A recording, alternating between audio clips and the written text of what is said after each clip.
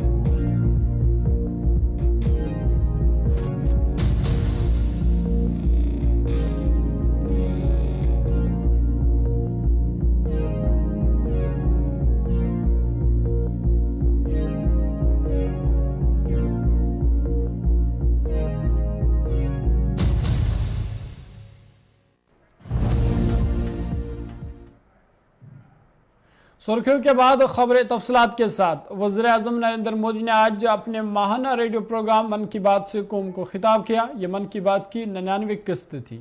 आज के इस प्रोग्राम में वज़ीर आज़म ने अमृतसर पंजाब के रहने वाले वालिदैन के बारे में बात की, जिन्होंने 39 दिनों के बाद इंतकाल करने वाली बेटी के ऑर्गन अतिया करने का फैसला किया। ये प्रोग्राम गुज़िश्ता 3 अक्टूबर 2014 को विजयदशमी के मौके पर शुरू किया गया था। अब तक इसके 98 एडिशन मुकम्मल हो चुके हैं। आखिरी मन की बात का प्रोग्राम 26 फरवरी को नशर किया गया था। इसका पहला शो 3 अक्टूबर 2014 को नशर किया गया था। मन की बात एक माहाना प्रोग्राम है जो हर महीने के आखिरी इतवार को ऑल इंडिया रेडियो पर नशर होता है, जिसके जरिए वज़ीर आज़म नरेंद्र मोदी अपने हमवतनों से बातचीत करते हैं। अपना सर्वस्व दान देने में भी संकोच नहीं करते। इसलिए तो हमें बचपन से शिवी और दधीची जैसे देह दानियों की गाथाएं सुनाई जाती है। साथियों, आधुनिक मेडिकल साइंस के इस दौर में ऑर्गन डोनेशन किसी ही कुपवाड़ा में मां शारदा के भव्य मंदिर का लोकार्पण हुआ है। ये मंदिर उसी मार्ग पर बना है जहां से कभी शारदा पीठ के दर्शनों के लिए जाया करते थे। स्थानीय लोगों ने इस मंदिर के निर्माण में बहुत मदद की है। मैं जम्मू कश्मीर के लोगों को इस शुभ कार्य के लिए बहुत बहुत बधाई देता हूं। मेरे प्यारे देशवासियों, इस बार मन की बात इतना ही। अगली बार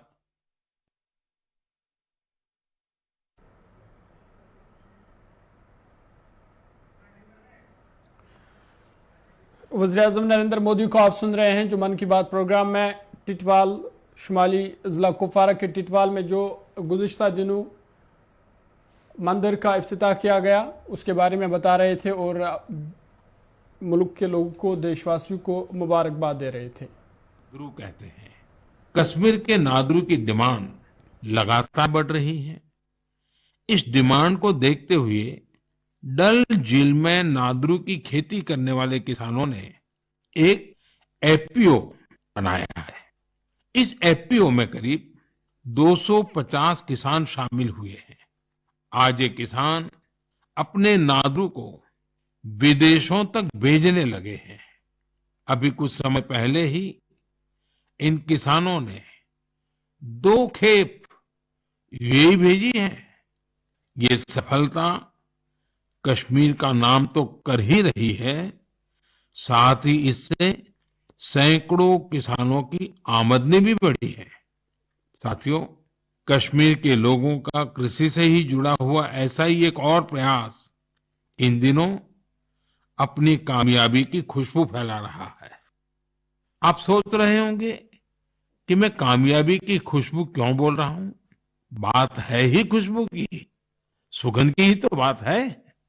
दरअसल जम्मू कश्मीर के चलिए, वज़ीर-ए-आज़म नरेंद्र मोदी को आप सुन रहे थे, जो जम्मू कश्मीर झील डल के नदरू के बारे में बात कर रहे थे, और साथ ही साथ शुमाली कश्मीर के कुपवारा टीटवाल में जो शारदा मंदिर का हालिया दिनों में इफ्तिताह हुआ उसके बारे में बता रहे थे। आगे बढ़ते हैं। कांग्रेस लीडर राहुल गांधी की लोकसभा से नाअहली के खिलाफ एहतजाज करने के लिए आज तमाम रियासतों और जिला हेडक्वार्टर्स पर गांधी के मुजस्समे के सामने एक दिन का सत्याग्रह मुनक्किद कर रही है।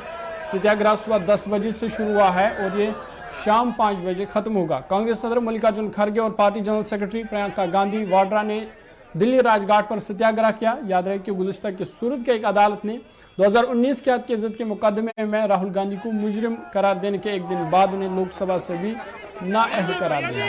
राहुल गांधी 4 बार रुकन पार्लियामान रह चुके हैं, ताम नाअहली उन्हें 8 साल तक इलेक्शन लड़ने से रोक देगी जब तक कि अदालत उज़्मा इनकी सजा पर रोक न लगाए। इधर जम्मू के सतवारी चौक में भी कांग्रेस ने धरना दिया, जिसमें कांग्रेस के रियासती सदर वक़ार रसूल, रमन बला और दीगर लीडरान और कारकुनान मौजूद थे। क्या कुछ कहा वक़ार रसूल ने, आइए सुनते हैं।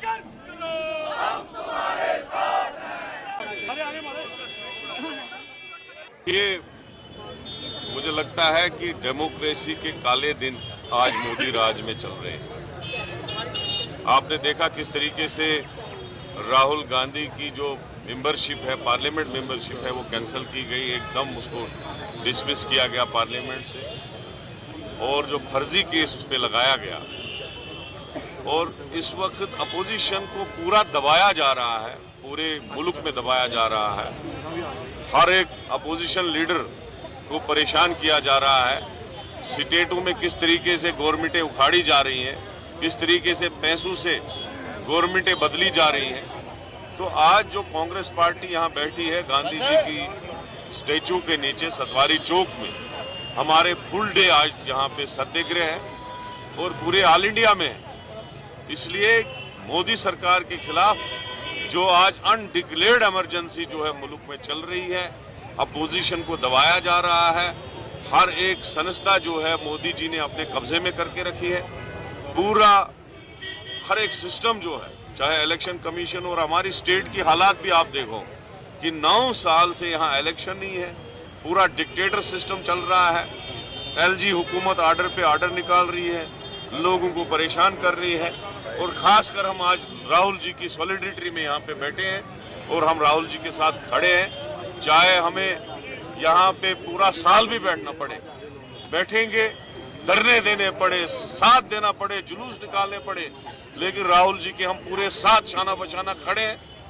क्योंकि राहुल जी वो ऐसा लीडर है जो सच बोलता था, जो गरीबों की आवाज पार्लियामेंट में था, जिसने 4500 किलोमीटर की पदयात्रा की और करोड़ों लोगों के साथ वो जुड़े।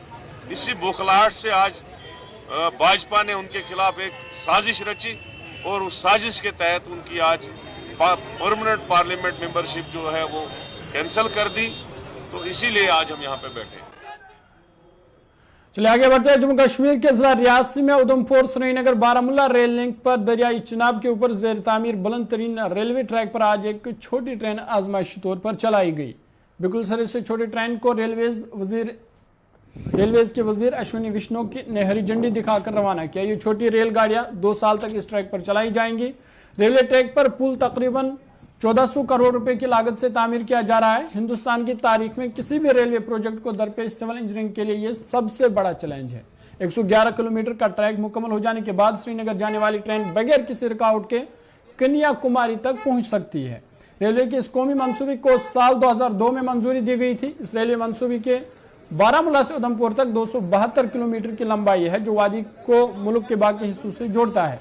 जबकि 25 किलोमीटर तवील उधमपुर कटरा स्टेशन जुलाई 2014 में शुरू किया गया था, जबकि 118 किलोमीटर तवील काजीगुंड बारामूला सेक्शन अक्टूबर 2009 में शुरू किया गया था।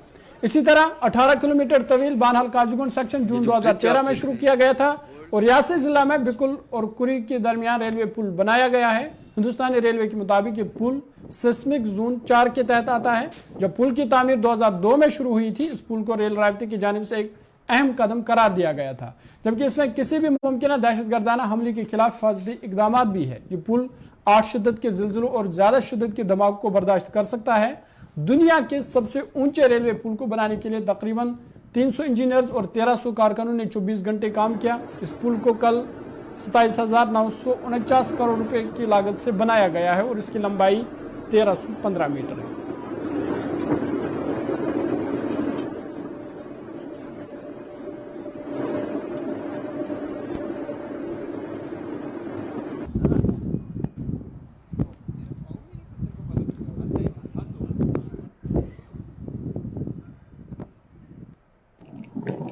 आप देख रहे हैं जेके न्यूज 24/7 और मैं हूं आपके साथ आशीष शर्मा। जय माता दी। सबसे पहले हम आपको बता दें, हम खड़े हैं वर्ल्ड हाईएस्ट ब्रिज और हम आपको बता दें, इसकी जानकारी के लिए हम आपको बता दें, ये चनाब से 1178 फुट ऊपर है और करीबन 1.5 किलोमीटर लंबा ये पुल है। Railway link, Baramulla railway link और हम आपको बता दें देश का सबसे बड़ा वर्ल्ड हाईएस्ट ब्रिज है, जिसे 1300 इंजीनियर और 1300 वर्कर और 300 इंजीनियर ने मिलकर आज उनकी कड़ी मुशक्कत से आज उनका सपना पूरा हुआ। और आप ठीक हमारी तस्वीरों में देख सकते हैं, करीबन 1250 करोड़ की लागत से ये जो पुल है बनकर तैयार हुआ और 2004 में इसका निरीक्षण और 2004 में इसका काम लगाया गया था। और हम आपको बता दें, रेलवे मंत्री अश्विनी वैभव आज इसका निरीक्षण करेंगे। आप ठीक हमारे कैमरे में देख सकते हैं और हम आपको बता दें, ठीक अब हमारे कैमरे में देख सकते हैं किस तरीके से उनके लिए जो गाड़ियां यहाँ पर जो ट्रायल के लिए जो निरीक्षण करेंगे उनके लिए यहाँ पर तैयारियां चल रही हैं। और हम आपको बता दें, इस समय हम वर्ल्ड हाईएस्ट ब्रिज चनाब में खड़े हैं और हम आपको बता दें 1178 फुट चनाब से ऊपर है। और सबसे अगर हम बात करें, जो एफिल टावर है उससे 35 मीटर लंबा ये ब्रिज है। और हम आपको बताते हैं, हम आपको ये लाइव दृश्य और हम आपको बता दें करीबन 1300 वर्कर 300 इंजीनियर से ये कड़ा मुशक्कत मेहनत कर ये पुल तैयार हुआ। हम आपको बता दें, आप ठीक हमारे कैमरे पर लाइव तस्वीरें आप देख रहे हैं रेलवे ब्रिज की। और लंबाई अगर हम आपको बात करें, करीबन 1.5 किलोमीटर की लंबाई इस पुल की बताई जा रही है। हम आपको बता दें, इस समय लाइव तस्वीरें आप जेके न्यूज 24/7 में देख रहे हैं। ये लाइव तस्वीरें हैं वर्ल्ड हाईएस्ट ब्रिज, जो पहाड़ी सुंदरता इसकी दर्शाती है। और ये ट्रैक है, आप ठीक ट्रैक पे आप देख सकते हैं, सिर्फ जो ट्रैक आप कैमरा में देख रहे हैं ये ट्रैक है, रेलवे ट्रैक है कुछ ही दूर। और ये वही ट्रैक है, यहाँ से ट्रेन जाएगी और कुछ ही वो दिन दूर नहीं जब कश्मीर को कन्याकुमारी के साथ जोड़ा जाएगा बारामूला रेल लिंक प्रोजेक्ट के तहत। वो दिन दूर नहीं जब इधर ट्रेन छुक छुक करके दौड़ेगी और काफी फायदा इसको लोगों को मिलेगा। ठीक हम आपको इसके दृश्य भी दिखाएंगे और ठीक हम पहाड़ियां आपको एक खूबसूरती का नजारा यहाँ पर जरूर दिखाना चाहेंगे, किस तरह का पहाड़ों को चीर कर ये जो रेलवे जो ये पुल जो बनाया गया, वर्ल्ड हाईएस्ट ब्रिज जिसे कहा जाता है, जो कि जम्मू कश्मीर के डिस्ट्रिक्ट रियासी के कोड़ी के इलाके में यहाँ पर तिरंगा झंडा आप हमारे ठीक तस्वीरों में देख सकते हैं किस तरीके से फहरा रहा है। अगर हम बात करें इसकी डेप्थ की, तो आप ठीक हमारे कैमरे पर 1178 आप देख सकते हैं चनाब का ये दृश्य आप हमारे देख रहे हैं। वो पहाड़ियों की सुंदरता की अगर हम बात करें, किस तरीके से पहाड़ियों को चीर कर ये जो ब्रिज है यहाँ पर बनाया गया। हम आपको बता दें, इस समय हम आपको ठीक railway Baramulla railway link project जो यहाँ पर बनाया गया, सबसे ऊंचा वर्ल्ड हाईएस्ट ब्रिज जिसे हम कहा जाता है उसमें, और जल्द ही चलिए, रियासी के रेलवे ट्रैक पर इस वक्त हमारे नुमाइंदे आशीष बराह रास्त इस वक्त हमारे साथ है। आशीष, क्या कुछ वहां पे हो रहा है, तफसील से बताइएगा। हम वर्ल्ड हाईएस्ट ब्रिज पर खड़े हैं और ये ठीक जो ट्रैक आप हमारे ठीक स्क्रीन के ऊपर देख रहे हैं, ये वही ट्रैक है। यहाँ से कुछ ही दिनों में यहाँ पर जो ट्रेन है छुक छुक करती जाएगी, काफी फायदा लोगों को होने जा रहा है। और हम आपको बता दें, रेलवे मंत्री अश्विनी वैष्णव ने आज यहाँ पर पूजा अर्चना के बाद यहाँ पर जो बैटरी ऑपरेटेड ट्रॉली के साथ जो इस ट्रैक का निरीक्षण किया है, बक्कल एंड से शुरू होकर जो कोड़ी एंड में इस समय हम खड़े हुए हैं। हम आपको बता दें, ठीक उसी ब्रिज पर जो वर्ल्ड हाईएस्ट लार्ज ब्रिज है, जैसे कि हमने आपको पहले बताया था, 1178 ये फुट चनाब से ऊपर है। और ये हम आपको बता दें कि वर्ल्ड हाईएस्ट ब्रिज से पे इस समय हम खड़े हैं। जी चलिए, बहुत बहुत शुक्रिया तफसीलात फराम करने के लिए। आशीष तफसीलात फराम कर रहे थे, तो इनका कहना था कि मरकजी वजीर रेलवे अश्विनी ने इसका आज वहाँ पे जायजा लिया और इस पुल के जरिए कश्मीर को कन्याकुमारी से जोड़ दिया जाएगा। आगे बढ़ेंगे। जनूबी कश्मीर अनंतनाग के कोकरनाग वांडे विलगाम इलाके में आतिशबाजी के दौरान एक शॉपिंग कम्प्लेक्स को नुकसान पहुंचा है। शॉपिंग कम्प्लेक्स में गुज़िश्ता देर आग भड़क उठी, जिसके नतीजे में कम से कम 5 दुकानों को शदीद नुकसान पहुंचा। उन्होंने बताया कि मकामी लोगों और fire and emergency service department के एहलकारों की बरवकत कोशिश से आग पर काबू पा लिया गया, जिससे मजीद नुकसान को रोका गया। ताहम वाक़े में एक शॉपिंग कम्प्लेक्स खाकस्तर हुआ, जिस दौरान करोड़ों रुपये का नुकसान हुआ है। ताहम आग लगने की असल वजूहात मालूम ना हो सकी।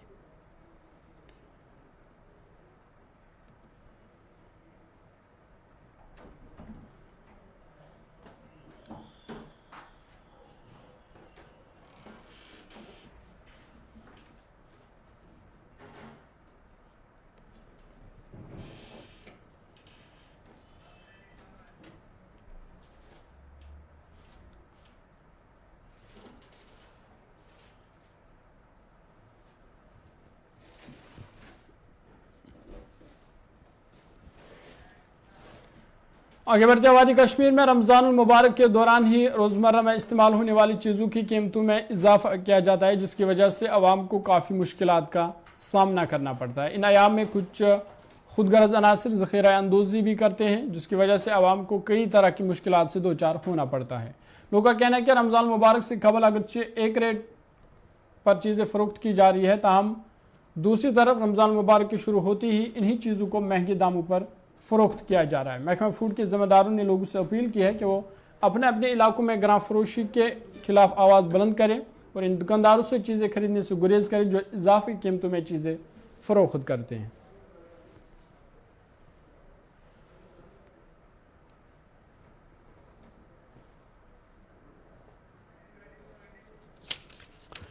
आपको बता दें वादी कश्मीर में रमज़ान मुबारक के दौरान ही रोज़मर्रा के इस्तेमाल होने वाली चीज़ों की कीमतों में इजाफा किया जाता है, जिस वजह से आम लोग मुश्किलात के शिकार होते हैं। श्रीनगर चलेंगे, जहां हमारे नुमाइंदे फैसल रियाज हमारे साथ ज्वाइन किए। फैसल, बहुत बहुत शुक्रिया ज्वाइन करने के लिए।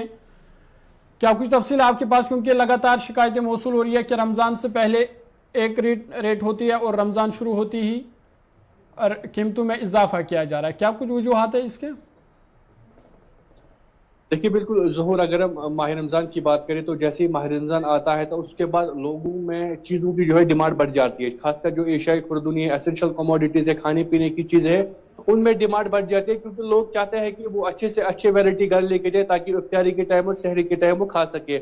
और ज्यादातर जो डिमांड रहती है वो मटन की रहती है, चिकन की रहती है, उसके साथ साथ सब्जियों फलों की रहती है। तो जैसे ही माह रमज़ान उसके बाद आता है तो अचानक से जो रेट माह रमज़ान से पहले होती है उसमें फिर इजाफा हो जाता है। हालांकि महकमा अमूर सारिफीन की तरफ से लगातार रेट लिस्ट जो इजरा किए जाते हैं, लेकिन उन पर माह रमज़ान के महीने में कोई अमल पैरा नहीं होता है। तो उसके बाद अगर हमने लगातार देखा, जैसे माह रमज़ान स्टार्ट हुआ, लोगों की काफी ज्यादा शिकायतें आ रही है कि जो कि चिकन है उसकी रेट ऑलरेडी फिक्स की गई थी, लेकिन अभी भी उसको हाई दाम में बेचा जा रहा है। करीबन 170-180 के करीब जो है 1 kg बेचा जाता है। इसके साथ साथ मटन की बात करें तो मटन भी करीबन 700 रुपए, 750 रुपए, 650 रुपए जो है 1 kg बेचा जा रहा है, जिसकी ऑलरेडी पहले ही जो है रेट भी फिक्स की गई है। इसी के साथ साथ जो फल है या सब्जियां हैं उनमें भी ऐसे ही बेतहाशा इजाफा किया गया है, जिसके बाद आम लोगों में काफी ज्यादा तशवीश हो गया। हमने कई दुकानदारों से भी बात की, लोगों से भी बात की, लोग कहते हैं कि इजाफा हुआ है, लेकिन दुकानदार कहते हैं हमें भी मंडियों से ही ये हाई दामों में मिलते हैं तो हम भी मजबूर है ऐसा बेचने के लिए। हालांकि उनका ये नहीं मानना है कि महंगाई वो महंगा बेच रहे, लेकिन उनका मानना है कि जो जैसा हम खरीद रहे हैं उसमें हम थोड़ा बहुत अपना मुनाफा लेते हैं, लेकिन ज्यादातर हम भी जो है महंगा नहीं बेचे। लेकिन कहीं ना कहीं सरकार की तरफ से अभी भी कोताही नजर आ रही है, वो कहीं भी नजर नहीं आ रहा है। अगर एनफोर्समेंट भी की बात करें, अगर वो मार्केट में आएंगे, चेकिंग करेंगे, बाज़ाब्ता तौर पर देखेंगे, अगर सब्जी वालों को मंडी से ही सब्जी महंगी मिलती है तो मंडी में देखना चाहिए, वहां पे चेक करना चाहिए कि क्यों ऐसा होता है, क्यों माह रमजान के महीने में रेट्स को बढ़ाया जाता है। तो कहीं ना कहीं एनफोर्समेंट भी अभी गायब है। अगर वो ग्राउंड पे होती तो ऐसी मुश्किलातें नहीं होती, आम लोगों को इस रमजान के महीने में सफर नहीं करना पड़ता। जिस तरह से मैंने पहले कहा कि कुछ चीजों की डिमांड बढ़ जाती है रमजान के महीने में, लेकिन उन्हीं चीजों पे लगातार जो है रेट्स का इजाफा होता है। खासकर चिकन की बात हो, मटन की बात हो या सब्जियों फलों की बात हो, तो इनमें अचानक से रेट जो है बढ़ जाती है। तो कहीं ना कहीं अगर डिपार्टमेंट सामने होता है, सीएपीडी डिपार्टमेंट चेकिंग करता है या एनफोर्समेंट एजेंसी जो है एसएमसी है वो मार्केट ही चेकिंग कर दे, तो ऐसा मुझे लगता है कि नहीं देखने को मिलता। आम लोगों को, आम सार्फिन को जो मुश्किलातें नहीं होती, वो भी अच्छी तरीके से अपना सामान खरीद सकते थे और अच्छे दामों में वो उस चीज को ले भी सकते थे। जी जरूर। फैसल, जिस तरह से आप बता रहे हैं कि दुकानदारों का कहना है कि पीछे से ही रेट बढ़ गई है, तो इस वाले से महकमा फूड कोई कार्रवाई कर रहा है? क्योंकि महकमा फूड ने जो रेट फिक्स किया है उसके अलावा लोगों को बेचा जा रहा है।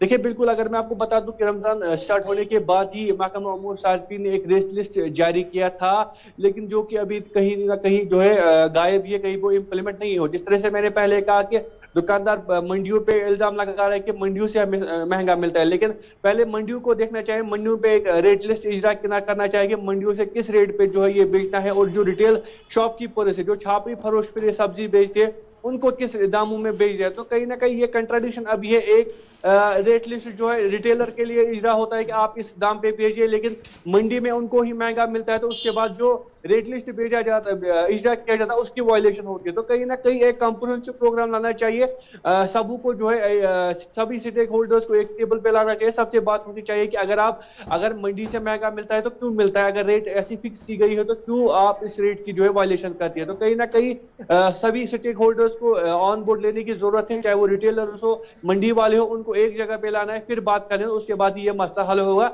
और चलिए फैसल, बहुत बहुत शुक्रिया तफसीलात फराम करने के लिए। फैसल तफसीलात फराम कर रहे थे, तो इनका कहना था कि रमजान मुबारक के शुरू होते ही बाजारों में जो चीज़ें हैं उनकी कीमत बढ़ जाती है, ताहम इंतजामिया पर भी सवाल खड़े होते हैं। इस वक्त की बड़ी खबर आ रही है श्रीनगर से। आपको बता दें, कांग्रेस ने जिस तरह से आज मुल्कगीर में एहतजाज किया था, और इस वक्त श्रीनगर में भी कांग्रेस कारकुनों की जानिब से एहतजाज किया जा रहा है। कांग्रेस के सीनियर लीडर एहतजाज में शामिल है।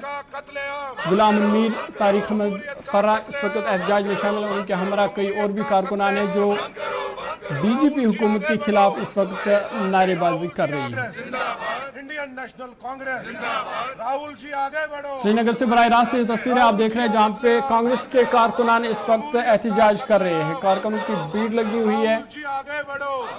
कांग्रेस के साबिक रियासती सदर गुलाम मीर, कांग्रेस के सीनियर लीडर तारिक अहमद कर्रा प्रोटेस्ट में मौजूद है, और इस वक्त श्रीनगर से कांग्रेस के लीडर प्रोटेस्ट कर रहे हैं और मरकजी सरकार के खिलाफ एहतजाज कर रहे हैं। आपको बता दें, कांग्रेस लीडर राहुल गांधी की लोकसभा से नाअहली के खिलाफ एहतजाज करने के लिए आज तमाम रियासत और जिला हेडक्वार्टर्स पर गांधी के मुजस्समे के सामने एक दिन का सत्याग्रह मुनक्किद कर दिया है। और इस हवाले से जम्मू से लेकर कश्मीर तक, जम्मू में भी वक़ार रसूल की सदारत में कांग्रेस पार्टी ने एहतजाज किया। और ये जो तस्वीर आप देख रहे हैं श्रीनगर से, जहाँ पे तारिक अहमद कर्रा, गुलाम मीर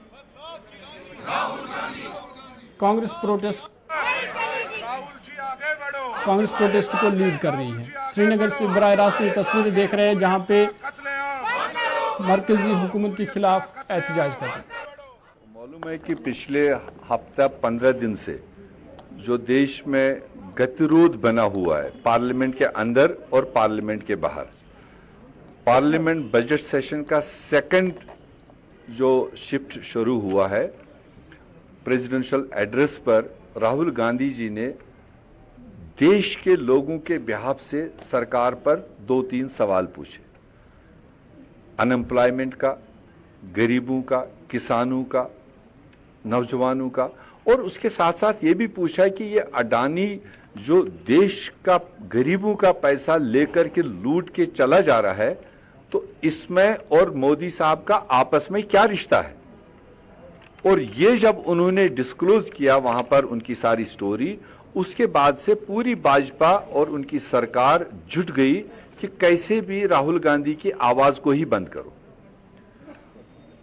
कोर्ट केस पेंडिंग था, क्या वर्डिक्ट उसका आया वो देश के सामने, मगर उस वर्डिक्ट आने के बाद में वहीं पर उसी मैजिस्ट्रियल कोर्ट ने उसमें सस्पेंशन भी 1 महीने का दिया, 30 डेज का, ताकि अगला दूसरे नेक्स्ट हायर कोर्ट पर अपील पर जा सकता है।